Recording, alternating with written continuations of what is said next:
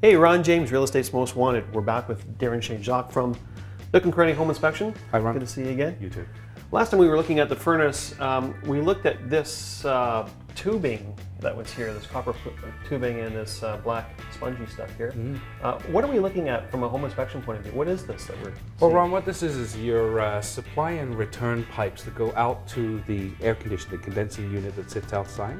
And the insulated side is because of the colder temperatures that come through. Right. It's just to make sure there's no condensation. Right. So we're going to go out now and have a look at the unit itself. Yeah, You can tell us yeah. about what Let's we're go looking have for a there. look. Excellent. Okay, so our unit is here in the back.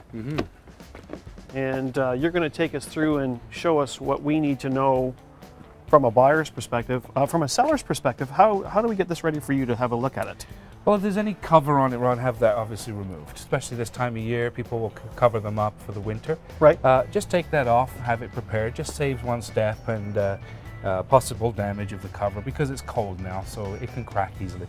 The other thing is if there's any debris around, some people, this is a beautiful setup here. It's mounted up on a pad. It's lovely. Some of them are in the greenery, which is, not a good setup, but try and have that removed so that the inspector can get around and see it.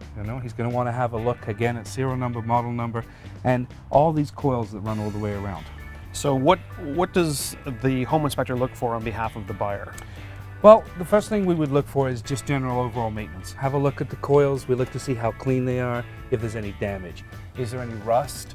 We look to see that the wiring, the electrical wiring and the suction and supply lines coming in from in the house, coming outside, are tight and secure and that there's no issues there. The actual mounting itself, make sure, is that nice and tight? Is it going to go anywhere or fall down on them during operation? And again, from the inside, we have a look to make sure that the fan unit, it looks good, everything's clean. This time of year, you can't run these units, it's too cool. Your furnace is now heating the house, and the coil inside the furnace that transfers the cool into the house is at a certain temperature, typically 70, 72 degrees. This comes on, it'll crack it, and then you'll have a big problem. So you don't turn these on in a home We do not inspection? turn it on, no. Home inspectors will not, and they'll write that in their report that it's a limitation to their inspection. Okay, now I noticed that you have this box here. What does the box do? This is your disconnect for servicing. If we needed to have service done or there was an issue with this, and let's say the fan itself was frying because it's just burned out, this can quickly be opened and the power shut off from here, as opposed to running through the house trying to find that breaker. Excellent.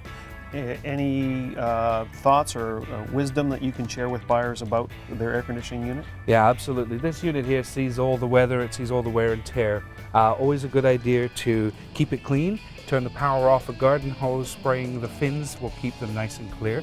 The clearer they are, the more efficient and transfer of your temperatures will be, the longer it'll last, and keep a cover on it over the winter. Excellent. Thank you, Thank Ron. you again.